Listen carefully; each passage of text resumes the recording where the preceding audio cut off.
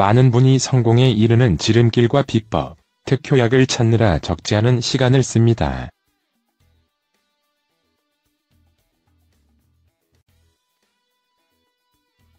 베트남에서 제가 거둔 성과는 가장 평범하게 기본부터 철저히 챙기고 노력한 결과죠.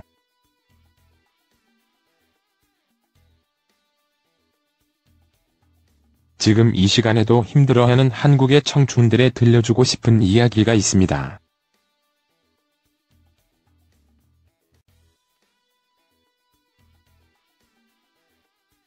성공으로 가는 로열 로드를 찾느라 귀한 시간을 허비 말라는 것입니다.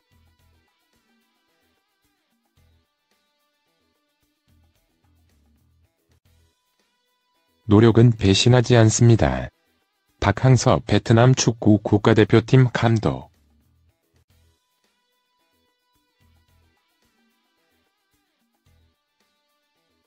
(2018년) 스포츠 분야 올해의 한류 안유상이 있었다면 당연히 박항서 감독이 수상했을 것이다.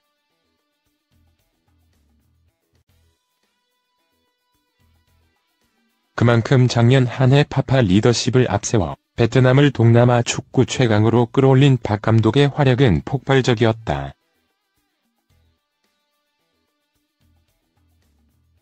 베트남 국영방송은 부임 1년 만에 자국 축구를 동남아시아 최정상에 올려놓은 박 감독을 올해의 최고 인물로 선정했다.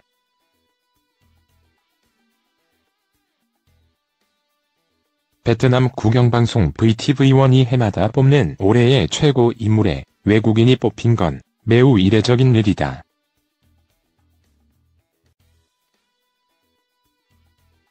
(2017년 10월) 베트남 대표팀 지휘봉을 잡은 박 감독이 성공 스토리를 쓸 것이라 예상한 이는 적었다.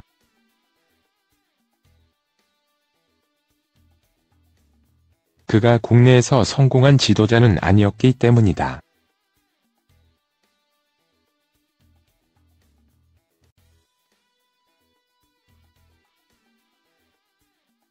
경남, 전남, 상주에서 두루 감독직을 맡았으나 뚜렷한 성과가 나지 않았다.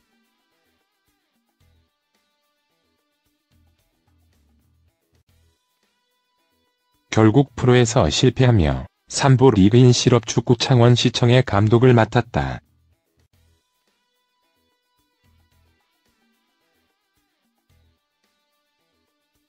사람들 기억에서 2002년 한일 월드컵에서 코치로 4강 신화의 힘을 보탰던 박항서라는 이름은 지워졌다.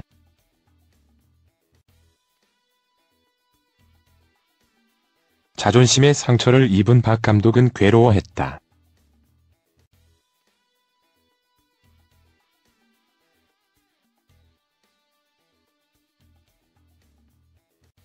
(2017년) 지원서를 들고 이동준 DJ 매니지먼트 대표를 찾아갔다.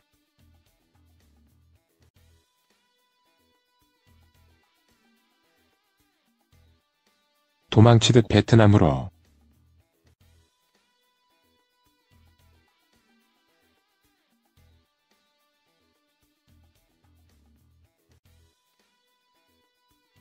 이제 한국에서는 어려울 것 같다.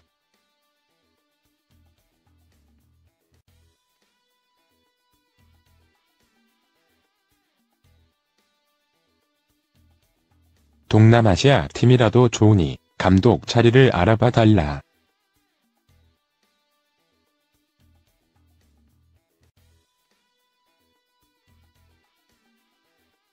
(2017년 10월) 그렇게 도망치듯 베트남으로 갔다.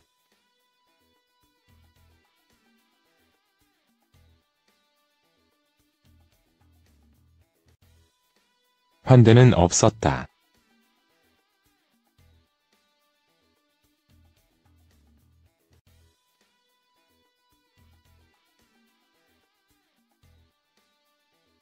세 사람만 모여도 축구 이야기를 하는 베트남에서 얼굴도 모르는 한국 3부 리그 감독을 환영하지 않은 것은 어찌 보면 당연했다.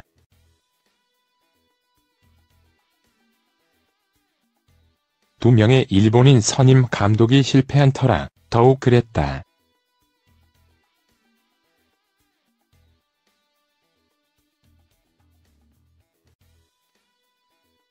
편견을 보기 좋게 깨버리는 데는 오랜 시간이 걸리지 않았다.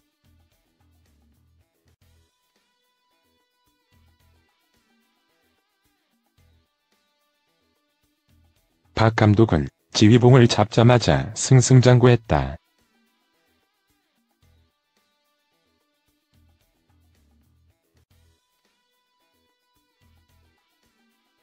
출전하는 대회마다 좋은 성적으로 베트남을 열광의 도가니로 만들어버렸다.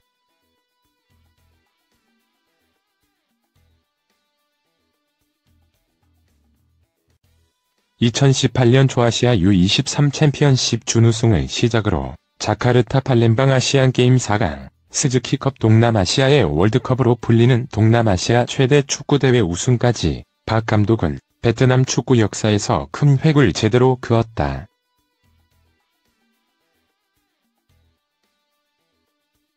한국 팬들이 박항서 이름 세 글자에 열광하는 것은 이런 극적인 스토리 때문이다.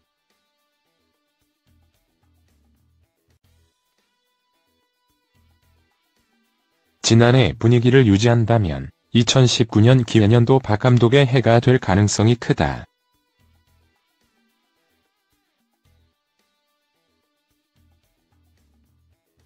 성실함은 최고 무기.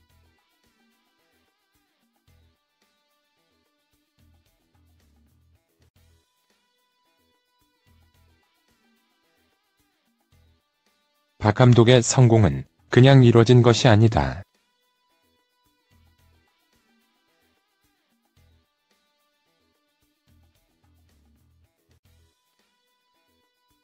피와 살을 깎는 노력이 있었기에 가능했다.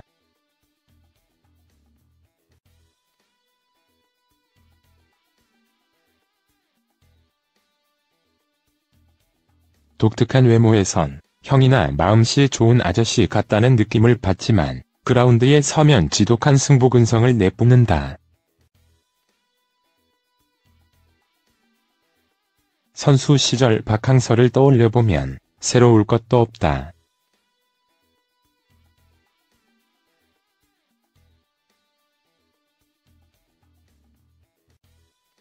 수비형 미드필더였던 그는 상대를 끝까지 물고 늘어지며 괴롭히던 악발이었다.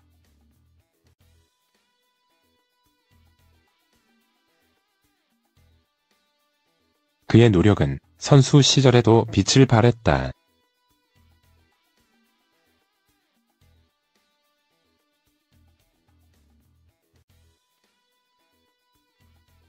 차범근, 최순호처럼 A급은 아니었지만 럭키금 성현 FC 서울 미드필더로 5시즌 20골 8도움을 뛰었고 베스트 11에 한 차례 뽑혔다.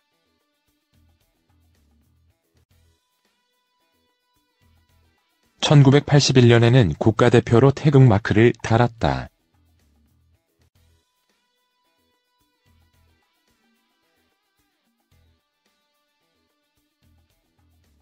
박 감독의 이야기다.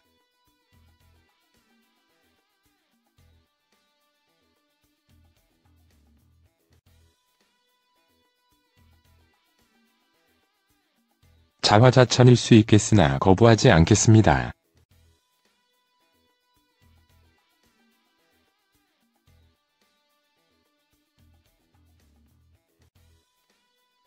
맞습니다.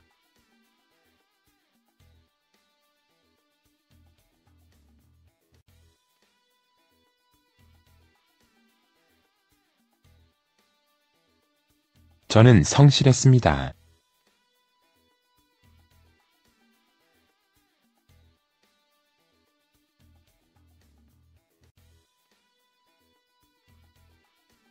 노력파에 가까운 선수였지요.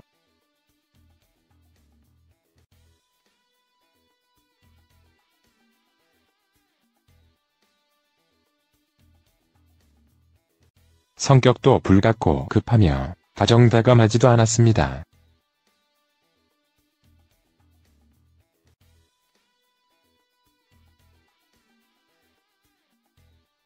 대신 가식은 없었지요.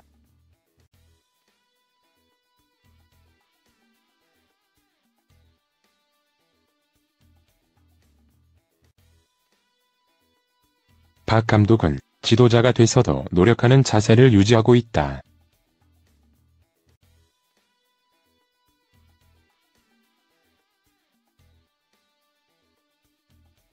거스 히딩크 감독의 영향이 컸다.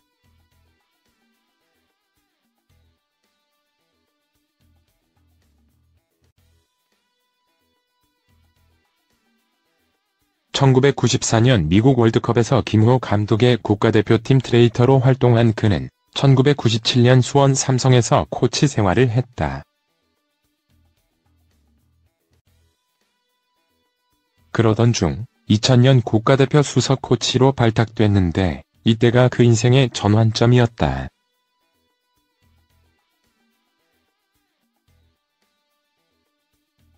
(2002년) 한일 월드컵을 위해 부임한 히딩크 감독과 함께 일하게 된 것이다.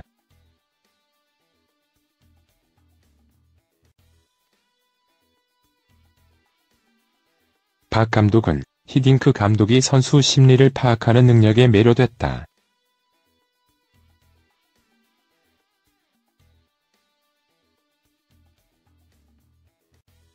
정치적 면모와 뛰어난 사회성도 담고 싶었다.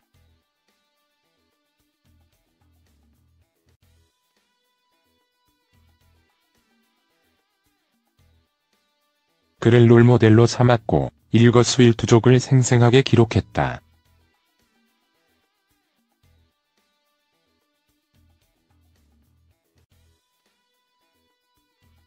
히딩크 감독님은 못하는 게 없었습니다.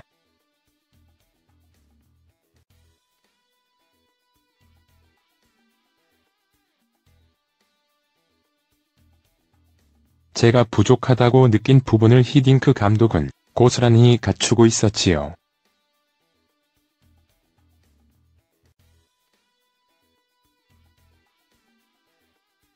선수들을 지도하면서 막히는 부분이 있을 때는 보물처럼 아끼는 수첩들을 펼쳐듭니다.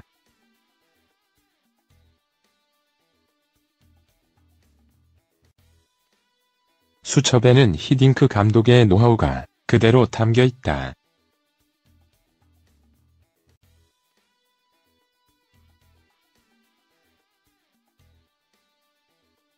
효율적인 훈련법, 선수 관리, 경기 유형별 대처법, 하다못해 식사할 때 수치까지 적혀 있다.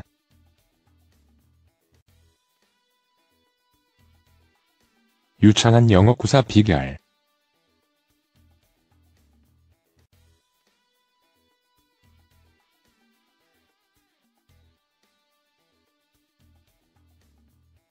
박 감독은 2018년 스즈키컵 준결승을 앞두고 필리핀 감독인 스벤 예란, 에릭손과 유창한 영어로 대화해 화제가 됐다. 2002년 히딩크 감독에게 영어 못한다는 이야기를 들은 박 감독은 영어 공부에 집중했다.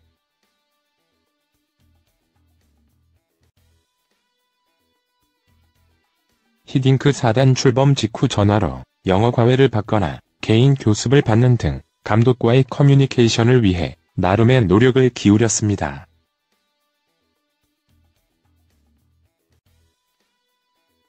대표팀 일정이 빡빡해 영어를 제대로 공부할 시간이 없긴 했지만 최선을 다했죠.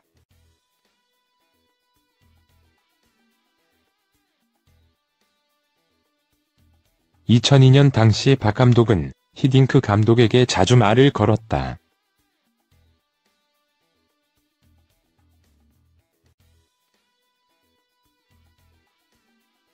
단어 위주로 말하는 소위 조각 영어 브로큰 잉글리쉬였지만 그는 전투적으로 영어를 공부했다.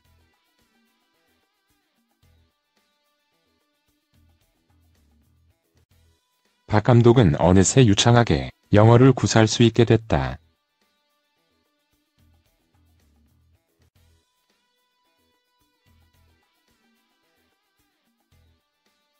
지도자로서 영어는 경쟁력입니다.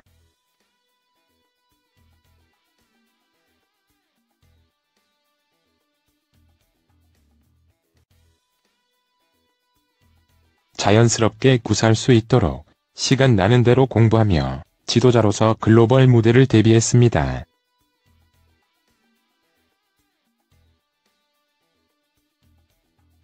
박 감독은 자신의 베트남 제자들에게도 영어의 중요성을 강조한다.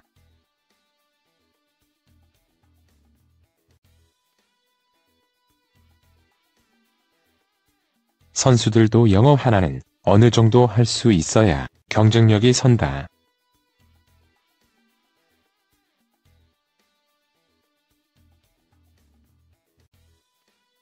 글로벌 시대다.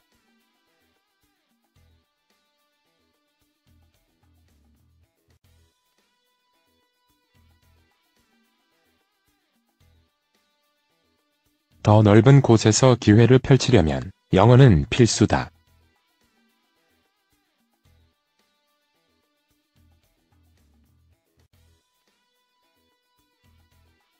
스승의 진심이 전해졌는지 베트남 선수들은 3-3-5 모여 영어 공부에 열중하고 있다.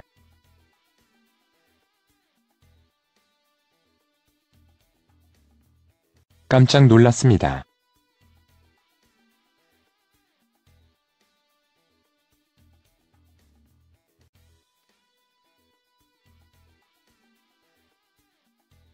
선수들이 모여 인터넷으로 영어 공부를 하더군요.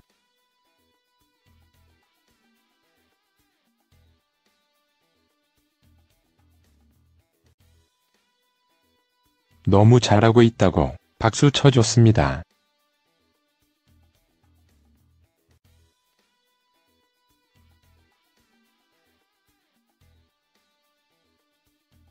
베트남 온라인 신문 단트리의 VTN 국제부장은 박 감독이 팀을 이끈 지 얼마 지나지 않아 베트남 선수들이 외국 언론과 영어로 인터뷰하며 자신감을 보이고 있다고 했다. 박 감독은 선수들을 아버지 같이 돌본다는 뜻의 파파 리더십으로 유명하다.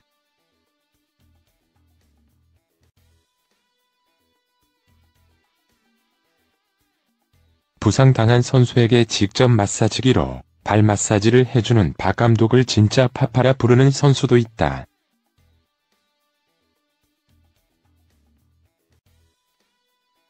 정확히 말해 파파 리더십은 박항서, 매직의 일부분이다.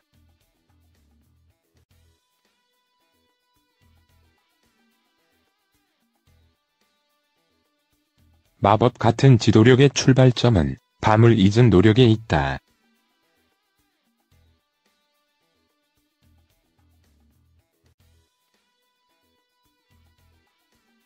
박 감독은 스즈키컵을 치르는 동안 거의 매일 새벽까지 전략을 짰다.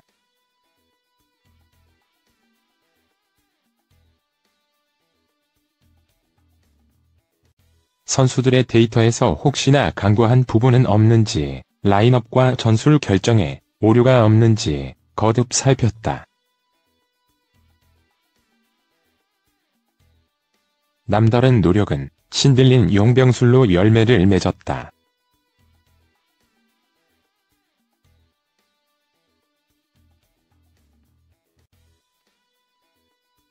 많은 분이 성공에 이르는 지름길과 비법, 특효약을 찾느라 적지 않은 시간을 씁니다.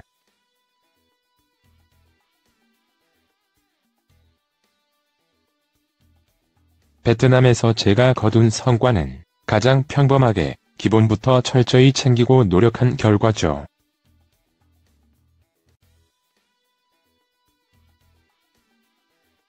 지금 이 시간에도 힘들어하는 한국의 청춘들에 들려주고 싶은 이야기가 있습니다.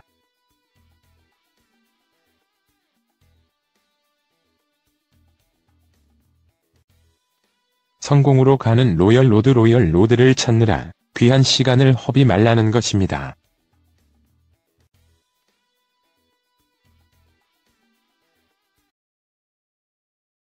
노력은 배신하지 않습니다.